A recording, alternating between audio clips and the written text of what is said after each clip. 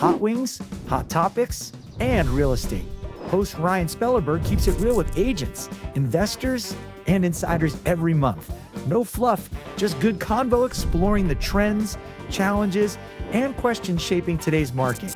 Now, here's your host with over 20 years of lending experience, Ryan Spellerberg. They're on fire. Hey everybody, Ryan Spellerberg, mortgage guy with Central Bank here again. Another fun episode of Hot Topics sponsored by Atomic Wings. Thanks to Aaron and his group. They do a great job. We're very excited because we have Julie Roth here today. So she's a realtor, designer, Airbnb owner, Harry Potter fan, and according to some sources, might not be the most punctual person on the earth, but she made it on here on time today, and we're thrilled to have her. Julie Roth, thanks for coming to the show. That was an awesome intro. Yeah. Actually, I'm like, how do you know that stuff? Yeah, we dig deep on our guests here. I love it. I love it. Awesome. Very Okay, cool. so you know how this works. Okay. Yeah. Right? We start at the super easy ones, and we get a little hotter as it goes along, have some fun.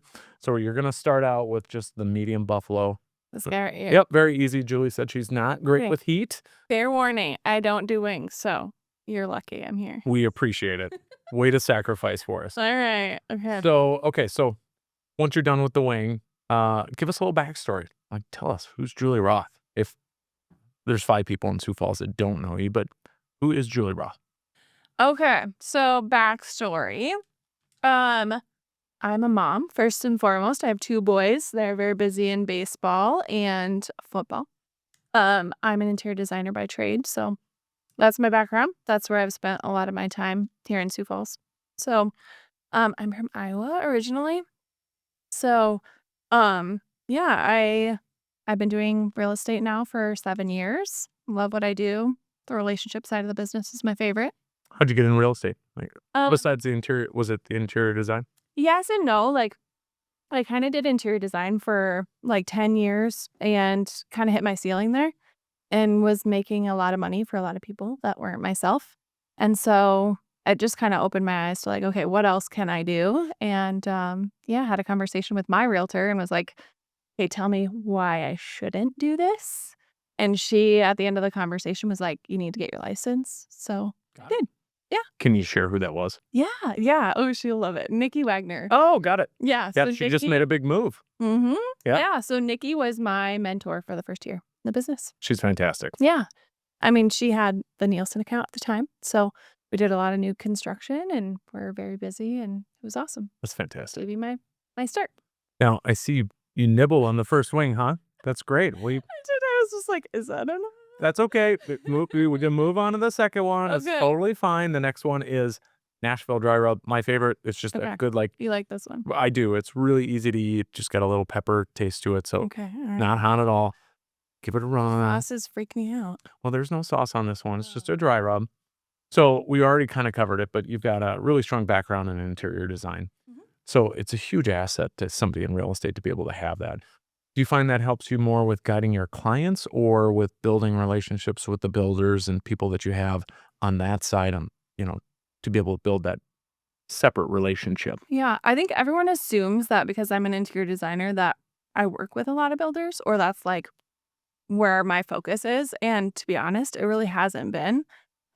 Maybe it could be or should be in the future. I love working with builders because I think building from ground up and helping them curate a product that is beautiful but also functional is really important. But for the most part, we've used it for like our staging, like for our listings and stuff like that. So we like stage them up, make them beautiful, make sure that they show well. And then also from the buy side, like people ask us our opinions and like we can give them a little insight on, oh, here are some things you could do to increase value here. Or like if we did this, this, and this, you might like it better, that sort of thing.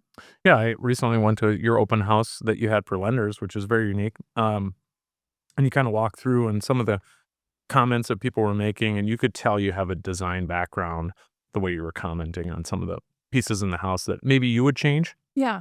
Yeah. I feel like we just like look at things differently as designers. So you look at a house different from the inside out versus outside in. Yeah. Functionality, color schemes. Yeah. I could really tell when you were talking about the light and how it contrasts in the house, how you've got that background that most agents don't have. Yeah. So do you guys stage for your clients then too? So we do. So we do light staging, I like to call it. Like we'll stage with your furniture if you've got good enough pieces that we can work with, help you rearrange them. And then I have a storage unit, which my husband hates. That's full of like pillows, accessories, art, like all of the little things that just like make a listing pop. So we do that. And then I pair up with a stager in town for larger pieces. Okay, so the light staging, no charge for that, just charge? It's part of our listing agreement. Yeah. Okay. Yep. I didn't know that, so that's good to know. It's a benefit of working with our team. Got it. That's great. I thought just the Corey Davis team had something like that. So No. Julie Roth has it as well. We do. We do. Okay. Yeah. How is it so far? Okay. I think I like that one definitely better than that one. That one scared me Got it. for sure. Next one is Hot Buffalo. Oh gosh. So you can give that one a run. How do you not get this like all over your face? You do. That's why we have That's a pile of napkins ready for you. So give it a run. Again, this one is still not too bad until the last couple where it gets a little bit hotter. So we have heard the rumor that you're a Harry Potter fan. Oh my god. Same here. Huge Harry Potter fan. Tell us, if you could use one spell to make a part of your job easier, what would it be? Besides the killing curse for a different agent. Yeah. Okay. Yeah. Total Harry Potter nerd. I think it would be like if I could do a spell to like clean someone's house, like boom, like have it ready. Because I think our version of clean and ready for photos versus the client's clean and ready for photos is always like a little bit different. And so when you get there and they're like, yeah, we're ready for pictures, I try to show up like 30 or 45 minutes early and make sure we're really ready for photos. Do an extra clean. Yeah. But if I could just like, wave my wand and it was like, phew, that'd be even better. Got it. Okay. I didn't see that one coming. Jeez. What did you think? No. Again, there's just so many good spells in Harry Potter that you can use.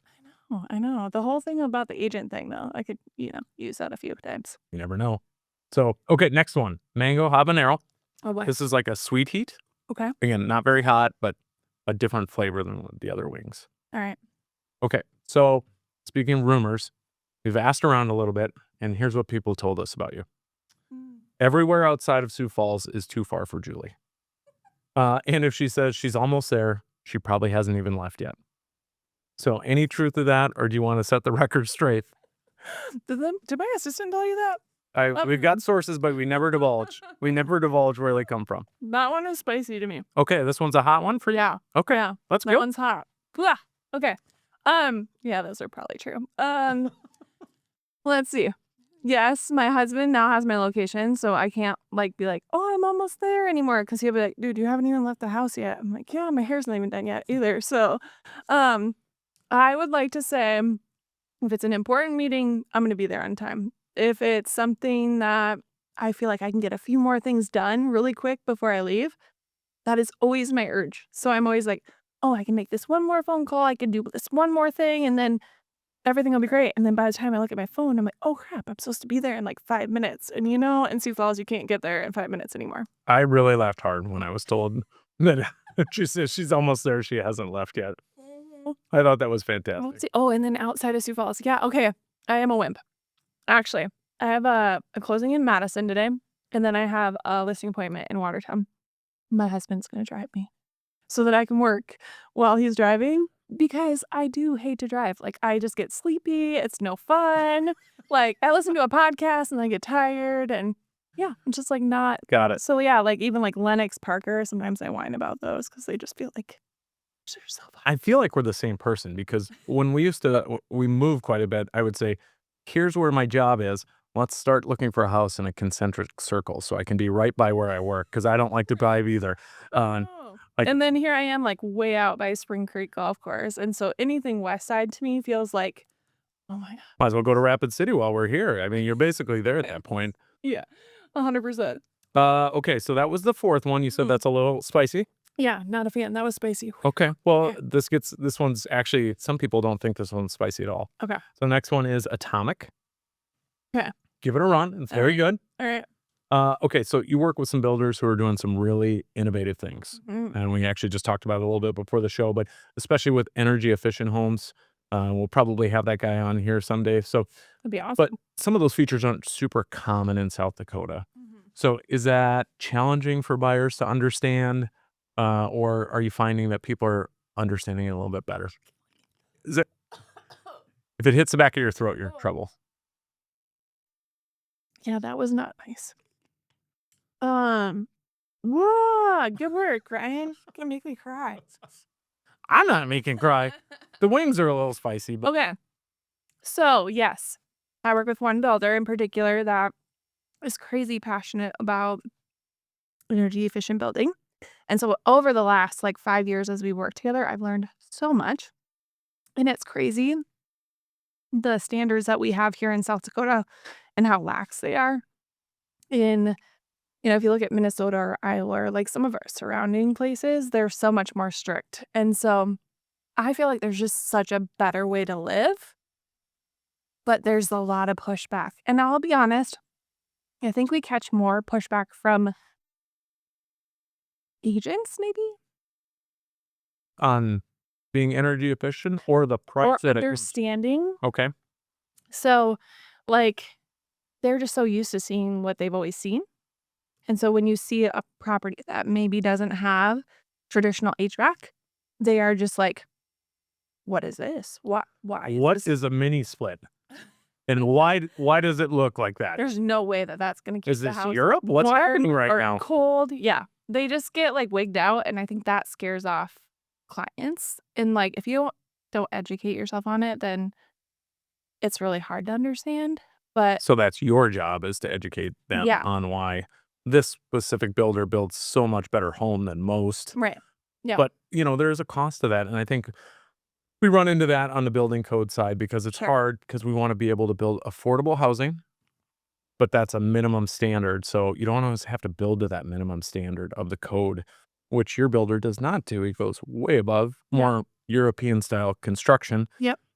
But again, there is a cost to that. Yeah. Yeah. And honestly, I've been kind of surprised at I don't think it's as big of a cost difference as what people think. I feel like there's this misconception that European windows, for example, are crazy expensive. And why would you do that? Well, when we actually put them side by side with American made, yeah, there's more labor intense, to get it into the property, but the benefits so much more outweigh the difference. And they really aren't that much more expensive. Correct. Building the envelope of the house is more expensive because there's more time and labor involved in that. And people don't honestly maybe they don't look at that. They look at the pretty stuff, which is why he and I make a really good pair because I can make the inside look really beautiful, but then he makes the outside really sustainable and functional. Yeah. And people don't think about it. So if you have a great envelope on your house and it's very energy efficient, you might have spent more on the envelope, but you spend way less on your heating. It was crazy. One of the ones that we built was 1,800 square feet on the main floor. And it was heated all winter long by a space heater that was this big. Right. I mean, that's insane. So I don't think people understand, it takes time, right? You're not going to recoup all that cost right away. But if you're going to live in the house for more than 5 to 10 years, no brainer. Ask your builder about a blower door test. And if they know what that is, then you might want to have a conversation with them. If they don't know what a blower door test is, that's kind of scary because they don't know how energy efficient their homes are. That's a big deal. Yeah. And I think it's crazy to think even our $1 million plus luxury builders, sometimes that isn't something that's a focus for them. They're very much focused on maybe the lot and the layout and how beautiful it is on the inside. But when you go in there, it's drafty or it feels, you're running your AC or your furnace way more than you really should. Especially if that's a long-term home for you. Right.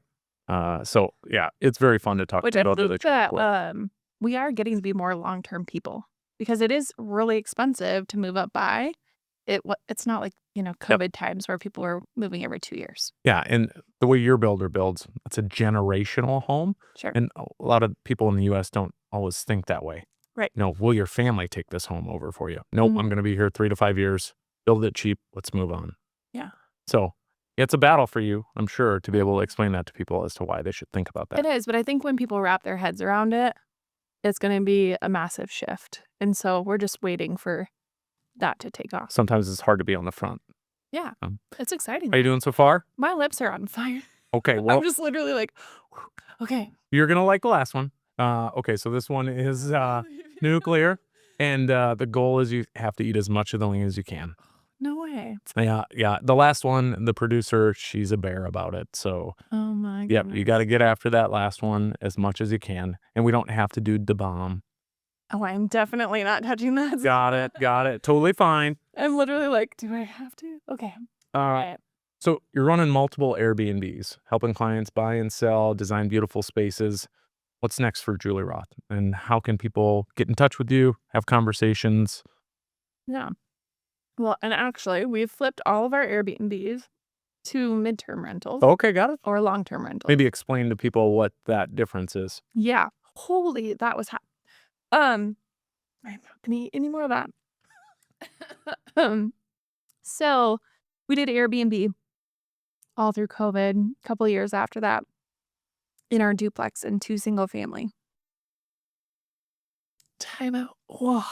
I'm telling you, I don't do spicy. And then it just became like really labor intense. Our houses were taking a beating and like it just got a little oversaturated. Like a lot of people bought Airbnbs. So then we flipped them into what's called midterm. So we focus on travel nurses and travel professionals. And we actually do really well with that. Okay. We can still charge a premium. They're still fully furnished, but people stay for about 3 months. How do you find the tenants? Furnished Finder Okay. is one way. My husband used to work for Sanford. I'm literally like choking on this. So we have some connections there. Fence. And yeah, just like word of mouth and that sort of thing, I think. So we've So- just kept them busy. And then we have flipped a couple into long term just because we would rather not have such hands-on management if we can avoid it. Do you help any of your clients get into those types of properties then too? Yeah, I have helped several. Usually like first-time investors are like my favorite because I can help them kind of understand like the financial piece of it and tell them like the good and the bad, right? And make sure that they make a good investment. Because I feel like a lot of people jumped into it during COVID and like had no clue what they were doing. And like now they're stuck with these houses that are probably not very nice and they're not cash flowing and now they can't sell them because the market's different. And I just don't want that for my clients. So Yeah. Yeah. If I've said this on the show before, but if I were a first-time buyer or an investor, Yeah. I'd buy a fourplex. I'd live in it, owner-occupied. You can do that 10 times. if I could go back in time Same. and house hack, I would 100% do that because that was the dumbest thing I didn't do. Yeah, I know. And yeah, like the young people that don't quite understand that, like everyone wants to have their own home, right? Like when they first get their first house, that's really important. But boy, you can set yourself up for generational wealth by house hacking a few times before you settle down, have kids, do all the things, right? My wife laughs at me, but I would still have a roommate if she would allow me today. That's just my mindset. Like, we have a full basement. What are we doing? Why is that not being used fully? Yeah, no, that's not in my house either. Everybody. But I think that makes sense. So next thing, speaking of investments, for us is we are researching different markets to diversify into. Okay. We just got back from a trip from Arizona. So that's on the radar. Gonna check out some East Coast properties and then probably buy 1 or 2 properties outside of Sioux Falls. And maybe that's where we snowbird eventually. Because I don't like the snow or the cold in South Dakota. There's even though- great tax benefits to doing that. You know, you go out and visit your own property. You can work on it while you're out there. You get to write off expenses. I'm not a tax accountant. Don't take that as law. But there's just a lot of good tax benefits of real estate, especially Yeah. when you have it outside of your market. And then with being with a national brokerage like I am, I have so many connections in all of these different cities so that I'm able to, find a great agent that can educate me on that market. What does it take to get licensed there? What does it take to live there? What are the pros and cons? And then make sure I make a good decision rather than just like, ooh, I think Arizona's really pretty. And I think, it's warm there when it's cold here. Having someone who's going to know that market inside and out. It's kind of cool. And again, you get to go take advantage of it and travel there and use it. Yeah, it's a write-off, right? That's great. Don't tell my accountant. Well, you should tell your accountant about that. True. But- Yes. So thanks for coming. How does anybody get a hold of you if they want to buy, sell, do everything that you do? Absolutely. You can reach out to me. I'm always on my phone, Instagram, Facebook. Yeah, reach out to me anytime. Would love Okay. to chat. Thanks again for coming. Thanks to Yeah. Aaron at Atomic Wings. They do a great job. They're great sponsors for us. Like, subscribe, share, and give Julie a call if you need any help. Thanks for coming again.